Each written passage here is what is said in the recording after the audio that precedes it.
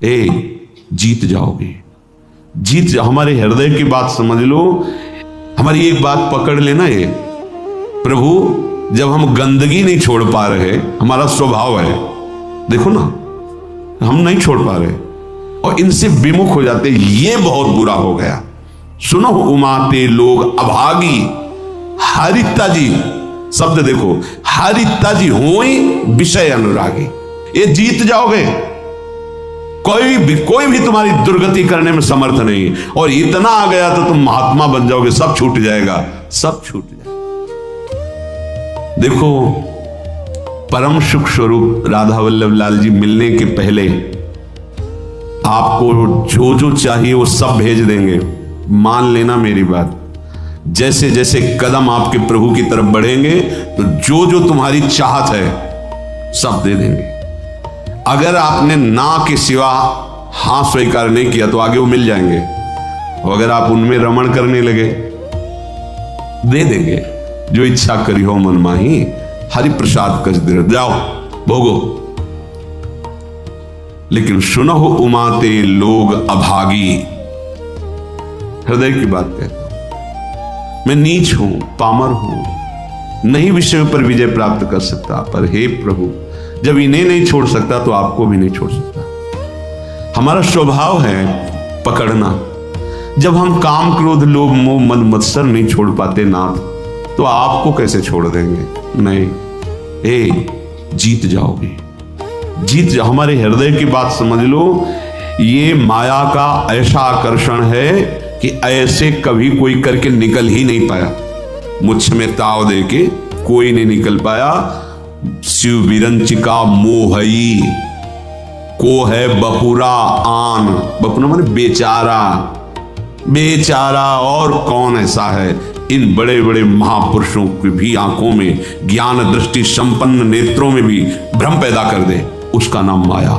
गरुण महाज्ञानी गुण राशि, देवर्षि भगवान के अवतार। बस समझो, हमारी एक बात पकड़ लेना। ये प्रभु जब हम गंदगी नहीं छोड़ पा रहे, हमारा स्वभाव है, देखो ना, हम नहीं छोड़ पा रहे, तो नाथ बड़ी गुरु कृपा से आपका नाम आप पकड़ में आए हो, तो हम ये नहीं कह रहे कि हम गंदगी छोड़ के आपको पकड़ लेंगे। हम गंदगी नहीं छोड़ पा रहे तो आपको भी नहीं छोड़ पाएंगे। ये जीत जाओगे, हमारी बात मान लेना, प्रार्थना मान लेना, इस बात की अकाट्य समझ लेना। जन अवगुण प्रभु मान न काऊ, दीन बंधु अति मृदुल। हमसे गलती क्या हो जाती है? हमारी मन भावती भोग वृत्ति को जहां भोग मिले तो हम इनको छोड़ देते हैं और उसको पकड़ लेते हैं और इनसे विमुख हो जाते हैं। ये बहुत बुरा हो गया। सुनो उमाते लोग अभागी, हरिता जी शब्द देखो, हरिता जी होई विषय अनुरागी। ये शरीरधारी कितने दिन जीवित रहेंगे? इनको अपना पति माने, प्रीतम माने, अपना जीवन सर्वस्व माने, कितने दिन रहेंगे? छूटेगा ना। तो इनके अंदर जो बैठा हुआ मेरा प्रीतम है, उससे प्यार कर लो, सब में वही विराजमान है। भावना कर लो। जब हम किसी धातु पर, किसी पाषाण आदि के विग्रह पर, किसी छवि पर भाव करके भगवान प्राप्त कर लेते हैं, तो चलते फिरते इन मूर्तियों पर भगवान को क्यों नहीं हम प्राप्त कर सकते? पर हमारा भगवत भाव हट जाता है और विषय सेवन से व्यक्तित्व भाव आ जाता है। ये स्त्री, ये पुरुष, ये जड़, ये चैतन्य, यही घाटा हो जाता है। हमारी बात मान लेना, ये बहुत सहज और सरल बात है। इतना इतना छोड़ करके आप प्रभु को स्वीकार करें, बड़ी कठिन बात है। और ये हम कोई मनमानी नहीं कह रहे हैं। महापुरुषों द्वारा बिगड़ी जन्म अनेक की, अब ही सुधरे आज अभी सुधर जाएगी। तो आज अभी क्या छोड़ देंगे भाई? हम बहुत जन्मों का हमारा संस्कार है, भोगों का, विषयों का, गंदी आदतों का, तो हम छूट जाएगी, अभी छूट जाएगी? नहीं, अभी पकड़ लोगे, पकड़ तो लोगे ना। बोले हाँ, क्या हो ही राम को, हे प्रियाजू मैं आपका, ये तो पक्का है आपके लायक ना भी हूं, न कभी था न कभी हो पाऊंगा। अपनी तरफ से पक्की बात है। चाहे जितनी कोई डींग आके, अपने लोग पूरा जीवन इसी मार्ग पे उनकी कृपा से चले, उस अनुभव से कह रहे हैं, चाहे जितनी डींग हाको, अभी बुद्धि परमात्मानंद में है, थोड़ी देर में विषय आनंद में पहुंच जाती, इसका पता ही नहीं लगता। इस दुष्ट का भरोसा ही नहीं है। भरोसा तो प्रियाजू के चरणों का है कि वो अपने चरण चिन्ह अंकुश से हमारे मन को फंसाए हुए अगर वो छोड़ दे तो अभी ये खेल कर दे संसार का। बहुत विचित्र है, बहुत विचित्र। निज अनुभव ये कहो खगेसा। आचार्य चरण कहते हैं हितजू महाराज, ना जानो छिन अंत कवन बुद्धि घटई प्रकाशित। कोई भरोसा नहीं, ये बुद्धि कब कहां कैसे। भरोसा तो भरोसो दृढ़ इन चरणन के। हमारे हृदय की बात हमारे गुरुजनों से जो प्राप्त हुई है, हम छोड़ नहीं पा रहे, असमर्थ हैं, पर हम पकड़ने में बड़े चतुर हैं। तो प्रभु गुरु कृपा से आपका नाम, आपकी बात, आपका आश्रय पकड़ में आया है। आपको देख तो नहीं पा रहे, आपका आश्रय पकड़। तो जब ये नहीं छोड़ सकते तो हम आपको भी नहीं छोड़ सकते। ये जीत जाओगे, कोई भी तुम्हारी दुर्गति करने में समर्थ नहीं। और इतना आ गया तो तुम महात्मा बन जाओगे, सब छूट जाएगा, सब छूट जाएगा। क्योंकि जैसे जैसे ज्ञान का प्रकाश होगा अज्ञान नष्ट होता चला जाएगा। अगर हम इससे कोई कहे कि सब छोड़ करके फिर प्रभु की शरण में आओ, तो असमर्थ, सब असमर्थ है। सब घोर वैश्याचारी भी, वैश्यागमन करने वाले भी जब भगवान की शरण में आए तो महात्मा बन गए। करो सद्य ते साधु समान। हमें तो एक ही बात समझ में आई है कि इनकी कृपा से इनको जाना जाता है, इनको पाया जाता है, इनकी साधना होती, इनका भजन होता है। सच्ची बात कह रहे हैं, अपनी तरफ से हम शून्य हैं, अपने को देखा है, अपनी तरफ से हम शून्य हैं, कोई भी अंक नहीं है। कोई अंक है तो आपकी कृपा का है, अन्यथा नहीं है।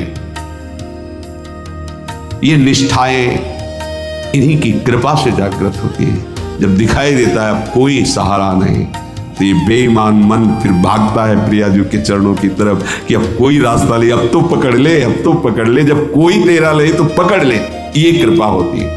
और इसका स्वभाव पकड़ लेता है तो छोड़ना बड़ा कठिन होता है। बस यही हमारी विजय का हेतु होगा। अगर हम सत्संग के द्वारा भगवत नाम, भगवत धाम, भगवत चरण सेवा की निष्ठा पकड़ ले, काम हो जाएगा। बिल्कुल सरल मार्ग है, हम नहीं छोड़ पा रहे हैं तो हम पकड़ने वाले स्वभाव वाले, तो हम पकड़ लेते हैं। आपको कैसे छोड़ेंगे जब गंदी बातें नहीं छोड़ पा रहे, तो आपको कैसे छोड़ेंगे। पर इसकी चाल माया की है, वो आपको आकर्षित करके प्रभु को छुड़वा देगी, और छुड़वा देती है। बस यहां नहीं कोई हमें बीच में कमजोरी रखनी।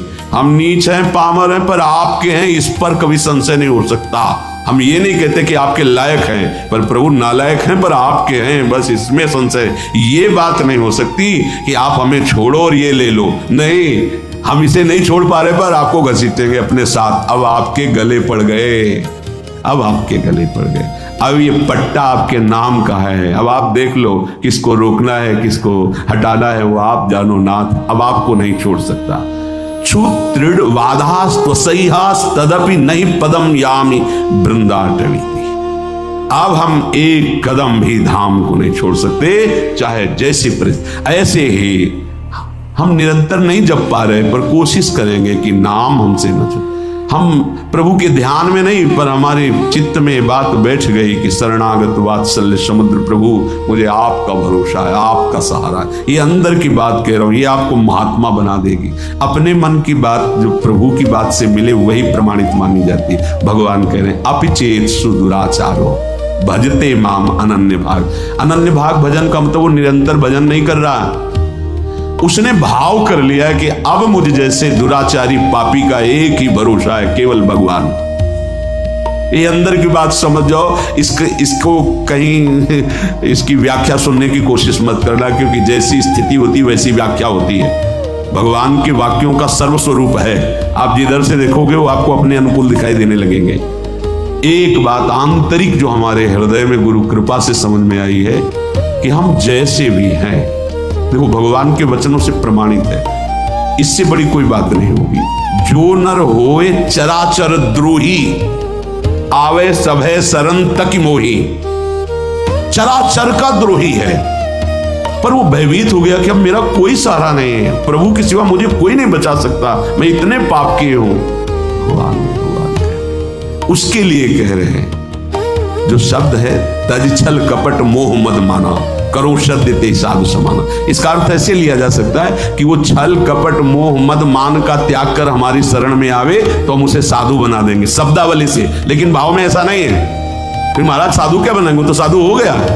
जो छल कपट मद मान इन सब का त्याग करके आपकी शरण में आया है, तो आप साधु क्या बनाएंगे? तो साधु है ही, इसी को तो साधु कहते हैं। तो यहां भाव ये है कि तज, मैं त्याग कराऊंगा उसके छल कपट मद मान का त्याग कराकर करो सत्य। जो करो शब्द है वहां यहां से लागू होगा पूरी चौपाई में। तज छल कपट मोह मद माना, करो सत्य ते साधु समाना। उसको सब त्याग, क्योंकि उसे ही त्यागना है ना, तो मैं उसे सामर्थ्य देता हूं। वो छल कपट मोह मद मान का त्याग कर देता है और मैं उसे साधु सुन। और भगवान गीता जी में इसी श्लोक में कहा अपिचित कि उसे मानो वो साधु हो गया क्योंकि मेरी शरण में आ गया है, अब मैं संभाल लूंगा। भगवान का आश्रय लेकर भरोसो दृढ़ इन चरणों की, दृढ़ता पूर्वक। ये दृढ़ता तुम्हारी फिसलाने के लिए बहुत से ऐसे माया जाल फेंकेगी, तुम्हारी अश्रद्धा हो जाए, तुम्हारा प्रश्न जोरदार हृदय में प्रकट, तुम्हारी प्रिय जगह में जहां ममता है आसक्ति वहां प्रहार करेगी माया। फिर हे भगवान नहीं नहीं, आपका था आपका है आपका रहेगा प्रभु, अब नहीं, अब धोखा नहीं, आपके सिवा। ये बड़े बड़े भक्तों के जीवन में देखो ना, उसी पुत्र के ब्याह के में ठाकुर जी जा रहे, वही पुत्र जो अंतर ध्यान करताल उठा के नाच रहे नरसिंह मेला। हे गोविंद तेरा सब मंगलमय, अच्छा किया। अब निरंतर और चिंतन आपका बढ़ेगा, पर ये निष्ठावान ही कर सकता, नहीं तो नहीं। ये क्या रात दिन भजन करते पुत्र वो भी राधे राधे। श्रीवास जी को देखो, हर महाभागवत को देखो, ये आने जाने वाला देश है, टिकाऊ नहीं है। ये परिवर्तनशील नाशवान शरीर है, अविनाशी नहीं है। यहां जितना खेल है बस होश में खेल लो, इस खेल से मुक्त हो जाओ। यही होश है कि और को छोड़ पाओ ना छोड़ पाओ, इनको मत छोड़ना, इनको पकड़ लो, जीवन कृतार्थ हो जाए। चलते हैं महाभागवत पांडवों के पावन चरित्र में। प्रसंग चल रहा है महाराज युधिष्ठिर को दुखी देखकर उनके मामा जो माद्री जी के भाई शल्य, वो प्रसंग सुनाया कि आप और द्रौपदी को ही केवल दुख नहीं हुआ, देवराज इंद्र और उनकी पत्नी शची को भी महान दुख भोगना पड़ा है, आप चिंता ना कीजिए। तो उन्होंने पूछा क्या दुख भोगना पड़ा? वो तो त्रिभुवन पति हैं। तो प्रसंग चल रहा था, त्वष्टा जी के हृदय में द्वेष भाव देवराज इंद्र की प्रथा, उन्होंने विश्वरूप को मंत्र बल से प्रकट किया, देवराज इंद्र ने वज्र के द्वारा उनका, फिर उन्होंने वृत्तासुर को प्रकट किया, फिर वृत्तासुर का कल चरित्र आपने सुना। अब जो वृत्तासुर से ब्रह्म हत्या प्रकट हुई, वो इंद्र को कहीं भी शांति नहीं लेने दे रही थी। तो जल को एकांत देश में जाकर जल को स्तंभित करके कमल नाल में सूक्ष्म रूप से प्रवेश होकर के वहां रह रहे थे। अब देवराज इंद्र पद खाली था, तो समस्त ऋषि देवताओं ने देखा त्रिभुवन में अराजकता फैल रही है, तो लोकपाल देवता ब्रह्म ऋषि सब विचार करने लगे कि त्रिभुवन पति पद पर किसका अभिषेक होना चाहिए। इस समय त्रिभुवन में कौन है जिसे त्रिभुवन पति पद दिया जाए? तो देखा गया तपस्या में, यज्ञों में, दान पुण्य में, धर्म में बहुत बड़े हुए महाराज नहुष जी हैं। उनके पास देवता ऋषि सब गए, प्रार्थना की। तो नहुष ने कहा कि मैं आपके सामने बहुत दुर्बल हूं, मेरे में इतनी सामर्थ्य नहीं कि मैं आप देवता और ब्रह्म ऋषियों का शासन कर सकूं। राजा वही होता है जो सबसे बलवान होता है, मैं तो निर्बल हूं आपके सामने। तो ये सुनकर के संपूर्ण देवता ऋषि मुनि स्वर्ग के राज्य का पालन करने के लिए उनसे कहा, अच्छा तो तुम इस बात से अपने को कमजोर मान रहे हो, तो हम ये वरदान देते हैं।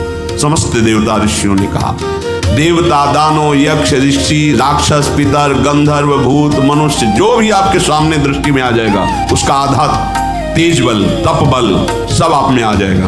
अब आपको कोई परेशानी, आप स्वर्ग में ब्रह्म ऋषियों के द्वारा आदर पाकर के त्रिभुवन पति आसन पर बैठे।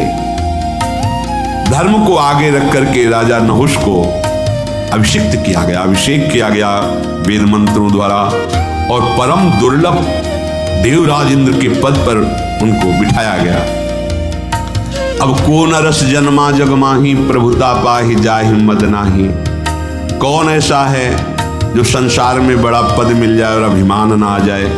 यही रोग इनको भी लग गया, त्रिभुवन पति पद। कुछ दिन तो ठीक से चला, इसके बाद मद जो है अपना प्रभाव दिखाने लगा। उनको लगा जब मैं देवराज पद का भोग कर रहा हूं तो फिर इनसे क्या। सभासदों को बुलाया, बड़े बड़े लोकपाल देवता सब उनकी सभा में बैठते। कहा पूर्व इंद्र की जो महारानी सची हैं मेरी सेवा में उपस्थित किया जाए, उनको आज्ञा दिया जाए। मेरी आज्ञा है मेरी सेवा में उपस्थित हो, क्योंकि जब देवराज पद का अधिकार मुझे प्राप्त है तो उनका भी। सची देवी आज रात्रि में मेरे महल में पधारे, मेरी आज्ञा सुना दी जाए। ये जब सची देवी से प्रार्थना की गई तो बहुत घबरा गई, दुखी हो गई। पातिव्रत धर्म से युक्त है, उनका तो आश्रय भगवान बृहस्पति जी हैं। वो अपने महल से निकली और बृहस्पति जी के चरणों में जाके कहा, गुरुदेव मैं आपकी शरण में हूं, आप मेरे पातिव्रत धर्म की रक्षा कीजिए। नहुष इस समय इंद्र पद में है और उसने ऐसी आज्ञा की है, और मैं अपने प्राण वल्लभ देवराज इंद्र के सिवा किसी भी पुरुष को पुरुष रूप से कभी देखा ही नहीं, स्वीकार ही नहीं किया। मैं एक पतिव्रता हूं और भगवान आपने भी मुझे सौभाग्यवती का आशीर्वाद दिया है, तो क्या मेरा ये दुर्भाग्य होगा? प्रभु आप मेरी रक्षा कीजिए। आपकी वाणी परम सत्य होती है। हे देवगुरु, आपने आज तक जो बोला कभी मिथ्या नहीं गया। आपका पूर्वोक्त वचन की सौभाग्यवती हो, वो मेरा सुरक्षित रहना चाहिए। बृहस्पति जी बहुत विचार भंग हो गए कि इस समय उसके सामने जो जाएगा तो उसकी सारी सामर्थ्य से आधा बल उसे प्राप्त हो जाएगा। ठीक है, मैं विचार करता हूं, तुम नहुष से डरो मत, थोड़े दिनों में ही ये नष्ट हो जाएगा। जिसकी परिस्त्री गमन की वृत्ति है वो नष्ट हो जाएगा, उसे नष्ट करना नहीं पड़ता, वो अपने कर्म से ही नष्ट हो जाता है। सची देवी कि अब समय तो बहुत थोड़ा है, कभी फिर वो आदेश कर सकता है। वो रात्रि देवी की उपासना की। रात्रि देवी उपश्रुति नाम से प्रकट हुई। सची जी ने कहा, जा इंद्र पुनः छुप गए, मुझे ले चलो, मैं स्वयं उनसे बात करूंगी। उपश्रुति देवी, ये सब खाली नहीं कि दिन रात्रि, ये सब साक्षात हैं, ये भगवत स्वरूप है। इसीलिए किसी के पाप और पुण्य का हिसाब वहां करने के लिए वकील की जरूरत नहीं होती। जिस समय तो समय उपस्थित है, रात है या दिन वो उपस्थित है, जिस दिशा में वो उपस्थित है। तुम्हारा मन स्वयं आत्मस्वरूप से प्रभु, सब वहां किसी की सलाह की जरूरत नहीं, जो कर्म उसका उसी क्षण हिसाब। उपश्रुति देवी ध्यान में देखा कि इंद्र कहाँ है, देखो जल को स्तंभित करते हुए कमल नाल के अंदर छुपे बैठे हैं। उपश्रुति देवी को वहां उपस्थित देखकर इंद्र प्रसन्न हुए। अब आप आ गई तो कोई न कोई उपाय तो बताएंगे ही। उन्होंने कहा, इंद्रदेव तुम्हारा कल्याण हो, इंद्राणी का दुख देख करके मैं आई हुई हूं। तुम सब पर्वत वन पृथ्वी स्वर्गलोक सबका त्याग कर यहां जल में हो, और यहां इंद्राणी की क्या दशा हो रही तुम्हें पता है, बड़ा दुख भोग रही। तुम कमलनाल में सुरक्षित हो, पर आपको इंद्राणी को सुरक्षित करना चाहिए। देवराज इंद्र ने कहा कि इस समय मैं असमर्थ हूं। नहुष बहुत बड़ा बलवान है और कुचेष्टा पर उतारू है, तीनों लोगों में कोई ऐसा नहीं कि उसे सुधार सके। मैं इसमें क्या कर सकता हूं? वो पापपूर्ण विचार रख रहा है। उनका अपने आप को आप प्रकाश में लाइए, अपने तेज से आप देवताओं का जो शासन पद उसे स्वीकार कीजिए। इंद्र ने कहा, देवी इस समय पराक्रम मेरे में नहीं है, नहुष में है। देखो कितना बड़ा पद मिला, कितनी बड़ी कृपा मिली, चूक कैसे हो जाती है। इसीलिए जब तक भगवत आराधना में नहीं चित्त डूबता या भगवत आराधन संतों के शासन में नहीं रहता तो बड़े बड़े से चूक हो जाती है। इसीलिए चाहे शिव विरंची सम होई, गुरु बिनु भव निधि तरह न कोई। तुम्हें गुप्त रूप से एक कार्य करना मैं उपाय बता देता हूं। अब इंद्र जी उपाय बता रहे कि तुम नहुष के पास जाना, निर्भय रहना, और उससे कहना जगतपति हो तुम, तुम्हारा पूरा अधिकार है जगत पर। मैं देख रही हूं कि इंद्र समर्थ है, तो अब तुम ही इंद्र हो, तुम्हारा पूरा अधिकार। पर मैं ऐसा चाहती हूं कि आज तक जो कोई ऐसे वाहन पर न बैठा हो ऐसे वाहन से तुम हमसे मिलने आओ। नहुष मुस्कुराया और कहा, मैं समझ नहीं पा रहा हूं तुम क्या कहना चाहती हो। बोले, दिव्य पालकियों में मिलने आते हैं, कोई अपने वाहनों पे आते हैं। मेरी इच्छा है कि तुम मेरे लिए ऐसे वाहन पर आओ जैसे आज तक कोई न बैठा हो। तो तुम केवल इशारा कर दो, वैसे ही मैं आऊंगा। इंद्राणी बोली, आप मेरे पति हो सकते हो, पर मेरी अभिलाषा के अनुसार आओ। पहले के जो इंद्र थे ना, वो मेरे से मिलने जब आते थे तो ऐरावत हाथी पे आते थे, कोई हंस पे, कोई किसी पे। पर मेरी इच्छा है कि भगवान विष्णु तक जिस वाहन पे न बैठे हो, ऐसे वाहन पर बैठ कर आओ, क्योंकि आप तो बहुत बलवान हैं। प्रसन्न हो गया नहुष। बोलो तुम। बोले, आज तक ऋषियों की पालकी में बैठ के कोई नहीं चला त्रिभुवन। ये जो शब्द ऋषि हैं, ये पालकी पे हो और आप बैठ के आए, फिर मैं आपका स्वागत करूंगी। देवराज इंद्र ने बताया था, ये ऐसा तुम करो, बस मैं आपको स्वीकार करती हूं। उसने कहा, ये कौन सी बात है, सब मेरे आदेश के अंतर्गत है। भूल गया, ये भारी अपराध करने जा रहा है। मेरे सामने कोई भी ऋषि ठहर नहीं सकता, क्योंकि उसकी आधी तपस्या बल मेरे पे आ जाता है। मैं जो आदेश करूंगा सब करेंगे। तुम जाओ अपने भवन में और मैं सप्त ऋषियों की पालकी पे आ रहा हूं। कितना बड़ा अपराध। जो जगत बंदनी महापुरुष है, जिन्हीं के आशीर्वाद से इंद्रासन पद पे बैठा था, बुद्धि भ्रष्ट हो गई। ये देखो, जब परस्त्री गमन